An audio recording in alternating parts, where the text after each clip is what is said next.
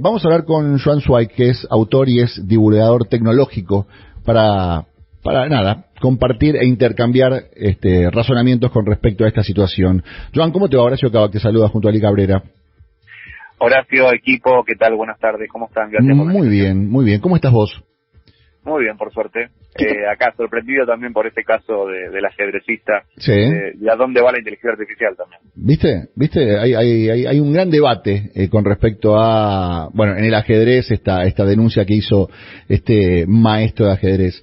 Pero pensando, viste, vos decís, bueno, está bien, si es un torneo de ajedrez, se soluciona fácil, probablemente ellos sí entrenen utilizando inteligencia artificial. Pero ¿qué pasa cuando la inteligencia artificial, la programación, la robótica, llega a la cosa cotidiana y hay mucha gente que empieza a pensar que corre riesgo el trabajo humano, del cual ya hay problemas para conseguir trabajo en muchos aspectos? Este, sin lugar a dudas, es un debate que se viene dando hace muchos años y que involucra grandes miedos y grandes preocupaciones y grandes resistencias humanas. Y tiene como dos grandes corrientes, ¿no? Una corriente quizás más oscura, de Terminator o de Black Mirror, que vamos a quedar todos desempleados, infelices, deprimidos y desplazados por la tecnología, y una corriente quizás mucho más, Humberto Eco diría, más integradora, más utópica, los supersónicos, o de Wall-E, que de alguna forma propone a la tecnología como una aliada. Sí. Yo creo que hoy en día lo que está pasando es lo nuevo de la inteligencia artificial y de las tecnologías emergentes, además de que pueden comprimirse a lugares muy, muy pequeños, es que existen algoritmos que tienen la capacidad de procesar inmensas cantidades de información, como es el caso del ajedrez.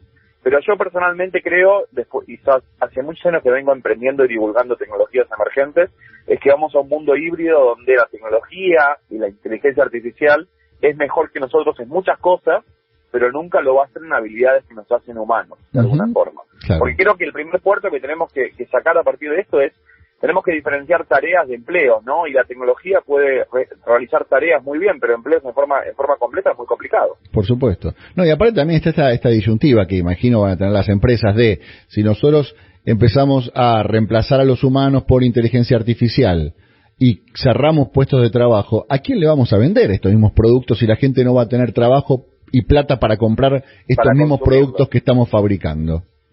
Claro, yo creo que otra vez, hoy en día hay tecnologías que, por ejemplo, para dar ejemplos en varias industrias, ¿no? Pero, por ejemplo, ser capaz de traducir al instante un lenguaje no es lo mismo que comprender un lenguaje en un entorno determinado. Sí. Que un dispositivo sea capaz de detectar un rostro no significa que sepa comprender ese rostro en un contexto determinado. Entonces, para poder imaginarnos diferentes industrias, ¿no? No podemos negar los inmensos progresos de los avances tecnológicos, sin lugar a dudas.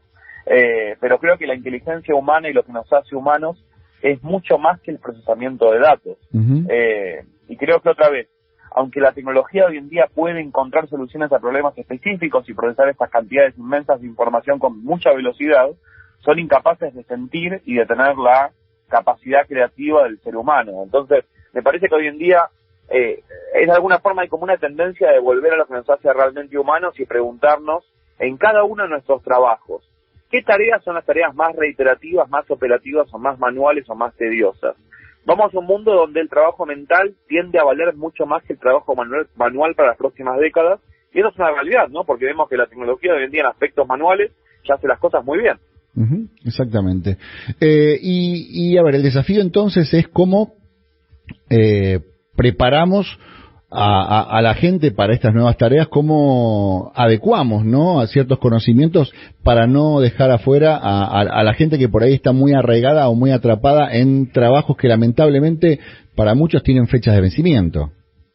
Yo creo que el primer puerto que tenemos que pasar, tal como comentás, Horacio, es primero de todo hacer una especie de introspección obligada, una especie de análisis propio, una especie de catarsis propia, y empezar a comprender, dentro de mi trabajo, dentro de mi empleo, cuáles son tareas que pueden llegar a ser, tienen una tasa, una posibilidad de automatización mayor, y cuántas tareas son, porque si yo en mi trabajo hago tareas que son muy reiterativas o muy manuales, la posibilidad de que ese trabajo sea automatizado es mucho mayor hacia tareas como, por ejemplo, el tener ideas creativas, el liderar equipos, la capacidad de negociar, la sensibilidad humana, la capacidad de tener empatía.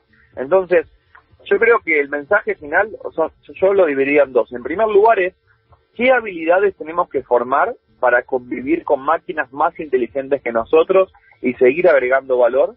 Y el segundo mensaje es creer en las habilidades humanas que nos diferencian con otras especies, y ahí está la inversión de la educación y del trabajo del futuro, ¿no? En ese sentido.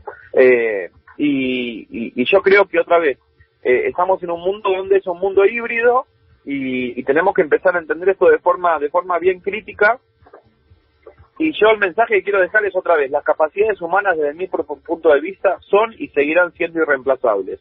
La capacidad de poder adaptarnos, la creatividad humana, la sensibilidad humana, la capacidad de observar, el contacto humano, es lo que es la empatía, el sentir lo que siente el otro. Entonces, eso de alguna forma serían como los mensajes. Yo creo que hoy en día deberíamos empezar a conceptualizar y a problematizar y a debatir para empezar a prepararnos para los empleos del futuro y esta reconversión de tareas. Joan, te agradezco mucho tu tiempo, como siempre. Muchísimas gracias, un placer como siempre y a disposición para los que necesiten. Dale, hasta la próxima. Era John Zweig, autor y divulgador